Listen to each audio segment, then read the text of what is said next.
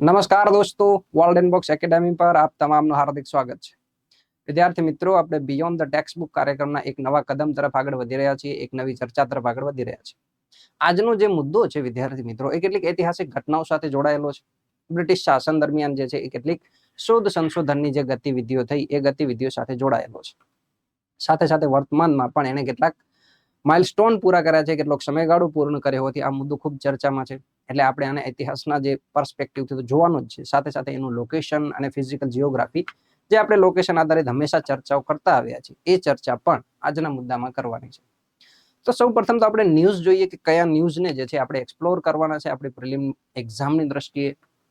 તો ન્યૂઝ કંઈક આ પ્રમાણે છે કે 125 years of Kodaikanal Solar Observatory, how the Great Drought of 1876 leads to its establishment. એટલે આ ઘટના જે છે એ 1876 ની કોઈ ઘટના સાથે જોડાયેલી છે. અને મહત્વપૂર્ણ વાત, એક સૌર વેધશાળાની વાત થઈ છે. નામ સાંભળ્યું તમે કે કોડાઈ કેનાલ સૌર વેધશાળા, કોડાઈ કેનાલ સોલાર ઓબ્ઝર્વેટરી, આની વાત અહીંયા થઈ રહી છે. બીજું, એની વાત શા માટે થઈ રહી છે, તો આ ડિજિટ તમે જોશો તો ખ્યાલ આવશે કે 125 વર્ષ જે છે આ સૌર વેધશાળાને પૂર્ણ થયા છે. ઘણા બધા શોધ સંશોધનોમાં આ સૌર વેધશાળા જે છે એ ઉપયોગમાં કામ આવી છે અને વર્તમાનમાં પણ એ કાર્યરત છે. 125 વર્ષ પૂર્ણ કર્યા હોવાથી આપણા પ્રિલિમ એક્ઝામ માટે સૌથી પહેલા તો આ ઇમ્પોર્ટન્સ બને કે સોલાર વેધશાળા છે એ ક્યાં આવેલી છે, શું લોકેશન છે એનું, એ તમામે તમામ ડિટેલો. અને બીજો મુદ્દો અહીંયા તમે જોયો નીચેની લાઈનમાં કે કઈ રીતે એનો જન્મ જે છે એક દુષ્કાળ પછી થયો. 1876 કઈક ઘટના ઘટી દુષ્કાળની, અને એને લીડ આપી અથવા તો એને દિશા આપી કે એક સૌર વેધશાળાની જરૂર છે. તો કઈ રીતે આ તમામે તમામ ઘટનાઓ જે છે એ પ્રોગ્રેશનમાં પામી, ઇતિહાસમાં થોડી નજર દોડાવીએ તો આપણને ખ્યાલ આવશે. આ તમે ઇમેજ જોઈ શકો છો. આ વર્તમાનની ઇમેજ છે કોડાઈ કેનાલ જે સૌર વેધશાળા છે એ, અને એમાં ટેલિસ્કોપ જેની સ્થાપના જે છે એ બ્રિટિશ ઇરામાં કરવામાં આવી હતી. બ્રિટિશ યુગમાં જે છે આ તમામે તમામ મિકેનિઝમ ટેકનોલોજીનો વિકાસ કરવામાં આવ્યો હતો સૌરના અધ્યયન માટે, સૂર્યના અધ્યયન માટે. તો જોઈએ આપણે કે આ તમામે તમામ શરૂઆત કઈ રીતે થઈ. 1876-77 નો જે દુષ્કાળ હતો એનો શું પ્રભાવ પડ્યો કે જેથી કરીને એક સૌર વેધશાળાની જરૂર પડી. તો આ ઘટનાની શરૂઆત ક્યારે થાય છે? સૌ પ્રથમ તો વર્ષ એક યાદ રાખશું, 1792 નું વર્ષ. આ વર્ષમાં સૌ પ્રથમ જે છે એક વેધશાળાની સ્થાપના થાય છે. ખાસ શબ્દ સાંભળશું, માત્ર વેધશાળા. મેં એવું નથી કીધું સોલાર વેધશાળા, એક વેધશાળાની સ્થાપના થાય છે. અને આ વેધશાળાની સ્થાપના શા માટે થાય છે? તો સૂર્ય, ચંદ્ર, ગ્રહો, આપણા સોલાર ફેમિલી જે છે, સૂર્યમંડળ છે, અને અવકાશનું અધ્યયન કરવા માટે, ખગોળીય અધ્યયન કરવાના એક સામાન્ય ઉદ્દેશ્યથી આ વેધશાળાની સ્થાપના થાય છે. બીજું, આ વેધશાળાની સ્થાપના કોણ કરે છે, કોનું એડમિનિસ્ટ્રેશન હશે અત્યારે? તો આપણને વર્ષ જોઈએ તો ખ્યાલ આવવો જોઈએ કે 1792 ના વર્ષમાં ભારતમાં જે છે એ કોનું શાસન હશે. અને આઈ હોપ કે હવે તમને લોકોને એ ખ્યાલ આવ્યો છે. આપણે ઘણી બધી ચર્ચાઓ જે છે એ બાબતમાં કરેલી છે કે ઈસ્ટ ઇન્ડિયા કંપની જે છે એ ભારતમાં પ્રશાસન સંભાળતી હોય છે. આપણને સમયગાળો ખ્યાલ હોવો જોઈએ ઈસ્ટ ઇન્ડિયા કંપનીનો, કે ભાઈ 1608 થી કરીને આપણે જે 57 નો સંગ્રામ કર્યો ત્યાં સુધી. જો પ્રિસાઇઝલી જશો આ તારીખ ઉપર તો તમને તારીખ મળશે 1 નવેમ્બર 1858 ની તારીખ. આ તારીખ તમને મળશે. એટલે આટલા લાંબા સમયગાળામાં ઈસ્ટ ઇન્ડિયા કંપની ભારત ઉપર શાસન કર્યું. મદ્રાસ છે, બંગાળ છે, બોમ્બે છે, આ તમામે તમામ રિજિયન ઉપર ઈસ્ટ ઇન્ડિયા કંપનીનું શાસન હતું. તો સૌ પ્રથમ જે સોલાર અથવા તો તમે કહી શકશો કે અવકાશનું અધ્યયન કરવા માટે 1792 સૌ પ્રથમ વેધશાળા સ્થાપવામાં આવી. ક્યાં સ્થાપવામાં આવી? તો ગંતુરમાં. આ પણ યાદ રાખવું જોઈએ. ગંતુર એટલે તમે જોશો તો વર્તમાનમાં તમે જોશો તો આંધ્રપ્રદેશમાં આવશે. આંધ્રપ્રદેશનો વિસ્તાર છે. તમાકુના ઉત્પાદન અને સંશોધન કેન્દ્ર તરીકે પણ એ ફેમસ છે ગંતુર. પણ એ સમયગાળામાં 1792 આ ગંતુર છે એ મદ્રાસ પ્રેસિડેન્સીનો હિસ્સો હતો. મદ્રાસ પ્રેસિડેન્સી. અને આ મદ્રાસ પ્રેસિડેન્સીનો હિસ્સો હોવાથી આ જે વેધશાળા તમે જુઓ છો એનું નામ પડ્યું મદ્રાસ વેધશાળા, કારણ કે એના વિસ્તારમાં, એના રિજિયનમાં આવતી હતી. તો 1792 આ વેધશાળા કાર્યરત હતી અને ધીરે ધીરે એ વેધશાળા પોતાનું રિસર્ચ કામ જે છે આગળ વધારતી હતી. પછી એવી કોઈ ઘટના બની કે આ વેધશાળાને અન્ય ગ્રહો કે તારા કે સૂર્યમંડળ કે એનું અધ્યયન કરવાને બદલે માત્ર ને માત્ર સૂર્યનું અધ્યયન કરવા માટે જ એનો ઉપયોગ થવાની શરૂઆત થઈ.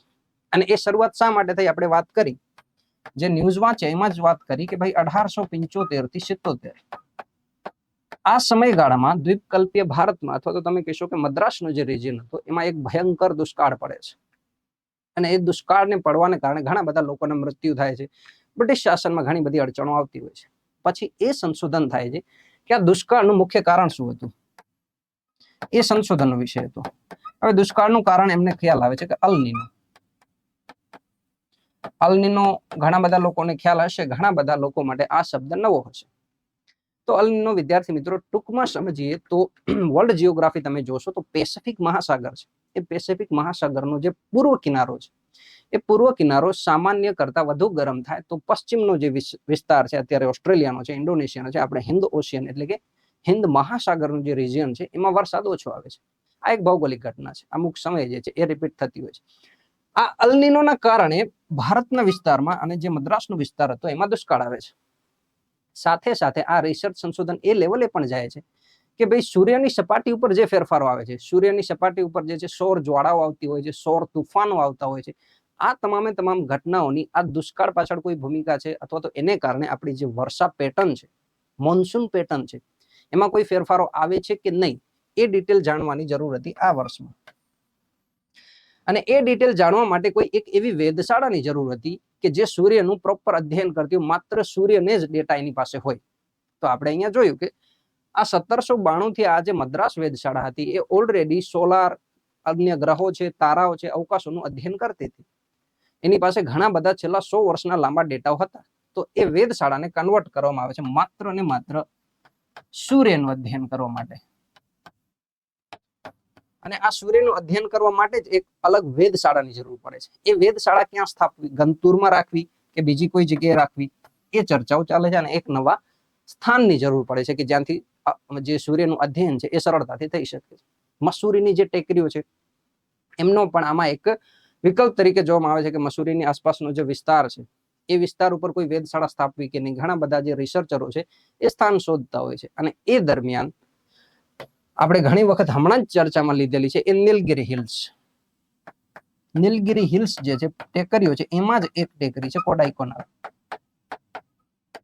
કોડાઈકેનાલની ટેકરી. આ ટેકરીની પસંદગી કરવામાં આવે છે. લગભગ 2000 ફીટ જેટલી જે છે એની હાઈટ છે. અને એટલી હાઈટને કારણે ત્યાંથી સૂર્યનું અધ્યયન છે એ સ્પષ્ટપણે થતું હોય છે. તો આ હિલ્સની પસંદગી કરવામાં આવે છે અને આ હિલ્સ પર એક વેધશાળા સ્થાપવામાં આવે છે અને એનું નામ આપવામાં આવે છે કોડાઈકેનાલ સોલાર ઓબ્ઝર્વેટરી, KOSO. પછી આગળ જતા ભારતમાં આ જે KOSO છે, આ મદ્રાસ વેધશાળા છે અને અન્ય જેટલી પણ જગ્યાએ વેધશાળાઓ કાર્યરત હતી એ તમામે તમામનું રીઓર્ગેનાઇઝેશન કરવામાં આવે છે અને એક યુનિટ તૈયાર કરવામાં આવે છે. અને એ હોય છે વિદ્યાર્થી મિત્રો તારીખ 1 એપ્રિલ 1899. આ તારીખથી જે છે એનું ફંક્શન કાર્યરત થાય છે. ઓસોનું જે આપણે ચર્ચા કરી રહ્યા છીએ એ કોડાઈકેનાલ સોલાર વેધશાળાનું રીઓર્ગેનાઇઝેશન થાય છે અને એનું અધ્યયન પ્રોપર સૂર્યનું ચાલુ થાય છે. તો આ તારીખ આપણા માટે ઇમ્પોર્ટન્ટ છે.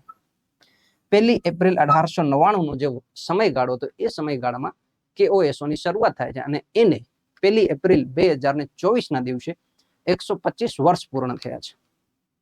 આટલી ડિટેલ આપણને તમામે તમામ ખ્યાલ હોવી જોઈએ કે સૌર વેધશાળા જે છે એ કઈ રીતે જે છે એનું શરૂઆત થઈ, શા માટે એની જરૂર પડી અને રીઓર્ગેનાઇઝેશનનો સમયગાળો, કયા કયા સ્થાનો જોઈએ, આ તમામે તમામ ડિટેલ આપણને આ મુદ્દા સાથે સંકળાયેલી હોવાથી ખ્યાલ હોવો જોઈએ. સાથે સાથે તમારે જે છે એ આ કોડાઈકેનાલ ક્યાં આવેલી છે એ લોકેશનમાં પણ જીઓગ્રાફીમાં જોવાનું છે.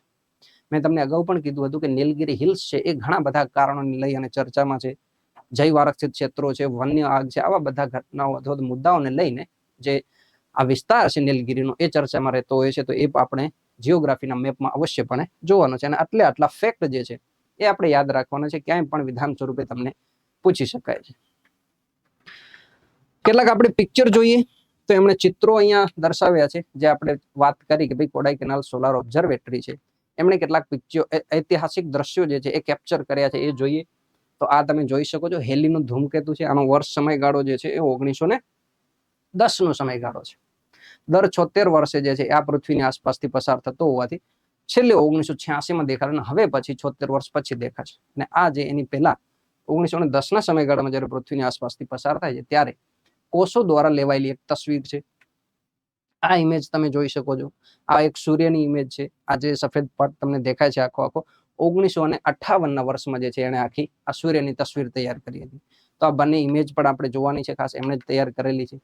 અને હવે આગળ વધીએ વિદ્યાર્થી મિત્રો, તમને જે સવાલ પૂછ્યો હતો ગઈકાલે એના તરફ. સવાલ તમને એ હતો કે નીચેનામાંથી કયા રાજ્યમાં બાબા બુદાની ટેકરીઓ આવેલી છે? તો બાબા બુદાની ટેકરીઓ આવેલી છે વિદ્યાર્થી મિત્રો કર્ણાટકમાં. સાચો જવાબ હતો તમારો સી.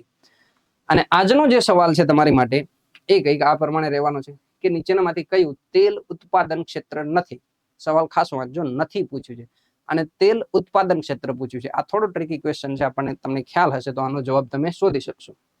તેલ ઉત્પાદન ક્ષેત્રમાં બોમ્બે હાઈ, દિગ્બોય, અંકલેશ્વર કે જામનગર, આ 4 વિકલ્પોમાંથી કયું ક્ષેત્ર તેલ ઉત્પાદન ક્ષેત્ર નથી? આનો જવાબ જો તમને ખ્યાલ હોય તો કમેન્ટ સેક્શનમાં લખવાનો છે. નથી ખ્યાલ તો ગૂગલ કે નેટ ઉપર તમે જઈને ચેક કરી શકો છો. અને આ જ પ્રકારના કોઈ નવા વિડીયો, નવા સેશન સાથે આપણે બિયોન્ડ ધ ટેક્સ્ટ બુકમાં ફરીથી આગળ મળશું. જય હિન્દ, જય ભારત.